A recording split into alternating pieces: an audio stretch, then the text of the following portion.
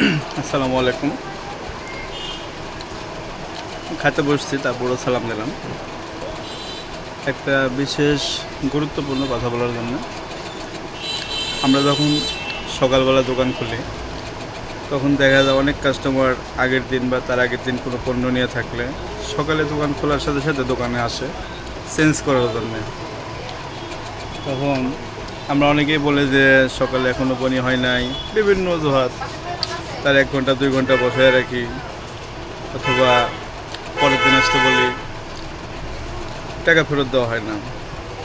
তো আমার যতটুকু মনে হয়েছে, আজ আমি যখন সকালে দোকান খুলছি, প্রথম কাস্টমার আসছে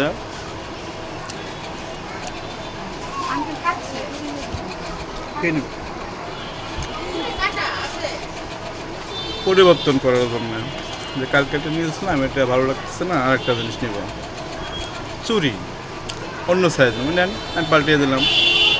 তার কিছুক্ষণ পর আরেকটা কাস্টমার আসছে, কিছুদিন আগে একটা পণ্য নিয়েছিল, সেও আসছে এটা বাদ দিয়ে আরেকটা জিনিস নেবে, আমি সেটাও পরিবর্তন করে দিলাম।